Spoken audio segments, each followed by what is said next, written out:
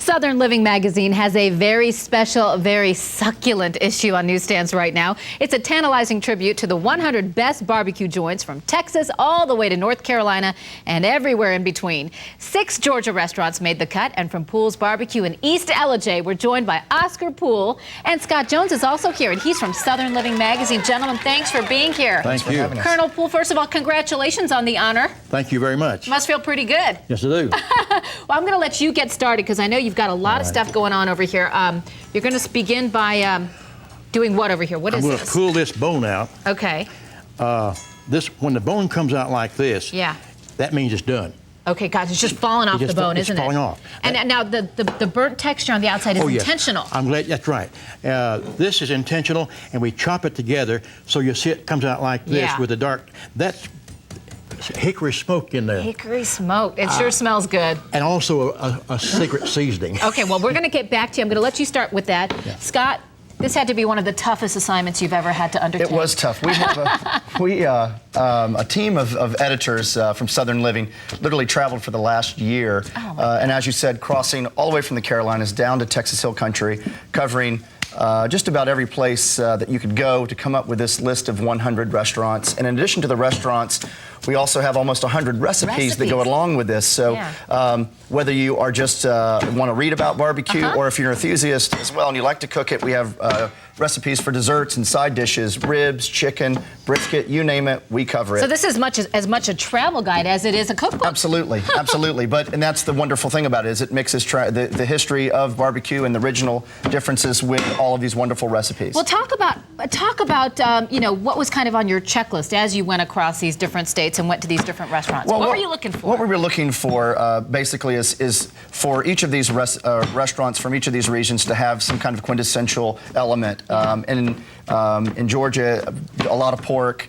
here, so obviously we were looking for folks that had stayed true to the tradition of barbecue in the state, and that happened at whether it was South Carolina, North Carolina, or Texas. And one thing that a lot of people don't realize is that barbecue, as you go across these different states, I mean, it is truly distinctive. Each area has its own unique flavor. Absolutely, and it can happen just from one place down the street from another. I mean, it doesn't have to be town to town. It can be within town. So that's what makes all of this stuff so wonderful. And I mean, you can engage anybody over barbecue, and it's wonderful. Well, let's talk about the other 5 restaurants from Georgia that made the cut. Tell us which ones they were and what was outstanding about them. Well, I mean, you have, it really, again, it comes down, most of it's pork, and it's just the different rubs. For instance, you have Sprayberries down in Noonan, you have the Pink Pig, which is also up near where Colonel Poole's is. Yeah. You have Johnny Harris's. I mean, all of these. Johnny Harris's is the oldest barbecue in the whole state. Absolutely, and each of these have their own special sauces and their own little nuances which flavor the meat and then the sauce that goes with it. Wow. So.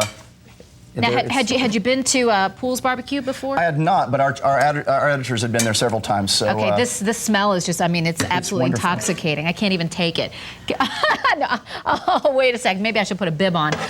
Now, you're going to make what is called a barbecue sundae. I am. Is that correct? Colonel Poole's going to mix up a batch of their slaw real quick. And what I'm going to do is, these are recipes from his restaurant. Okay. What I'm going to do is show a wonderful way to entertain with barbecue. And this is a recipe from the Barbecue Bookazine. Colonel Poole, what are you doing over there? Is that salt? What is that, sugar? Cabbage, sugar, our special brew, which has white vinegar and vegetable oil, and also celery seeds. Celery seeds, okay. Wow. So what I'm going to do is you take this parfait glass, and these are just baked beans. You can use whatever you want. These happen to have a little pork in it with some ketchup and molasses. It's wonderful. And so you just take your parfait glass. You can also use a mason jar, whatever you'd like. It's wonderful. And you settle down, Mark. Put some baked beans in here. Yeah. And then you take, I'm going to take a little bit of this. So we're literally layering wonderful the barbecue slaw in here. that he has here. Gosh. And you add some slaw. And this is, I'm telling you, this is barbecue therapy at its finest right here. And then you take some of this wonderful chopped pork here, and you put it on the top here. Some more in there. Oh, yeah. Yeah, stuff it well, on. there's still Stuff more it to go. Stuff it in. And then, just insult to injury here, you take some of your favorite sauce, and this is a wonderful sauce that has that sauce lots of go black down pepper real easy. and onions. And you top it off just like that. Yeah. And then, just for a garnish, What is this? That is Brunswick stew, which is a very traditional side here in Georgia. Yeah. And then you just put a dill pickle in there for a little garnish, and that's a barbecue sundae. Put your spoon in there, and it's a wonderful way to entertain. You can do it year-round. Is. Now, Colonel Poole, I got to get back to your wonderful suit. Now, tell me about this. They call me the Colonel Sanders of barbecue. I don't look like him. He's in a white suit. Yeah. But they called me that for several years. I decided I had to have an image suit. Yeah. So we chose this. It works. And patriotic, because a lot of politicians come to our place. Well, I was going to ask you, what is, tell me what you think is behind sort of the connection between politics and barbecue. I do not know. There's such a tradition of that here. All I know is it just is. It just is. That's good enough. That's good enough. Now, what do you think was special about your restaurant that impressed the folks at Southern Living? The pigs on the hill. Okay.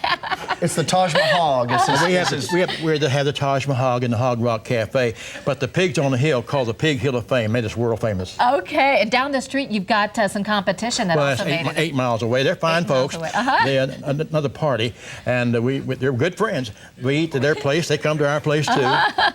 Hey, listen, congratulations, and thank you so much for coming by. Well, we really appreciate it. Thank you. Scott, good meeting you. Thank you for having us. Thank you. And the barbecue bookazine is on the stand now. Oh, yeah, this is something people want to keep. Absolutely. This goes right next to your recipe books. Absolutely. Southern Living's new ultimate guide, Southern Living Barbecue, is available on newsstands now. And for Colonel Poole's delicious barbecue recipes and tips, visit our Fox 5 website at fox5atlanta.com. A little later on today, we'll have those posted for you.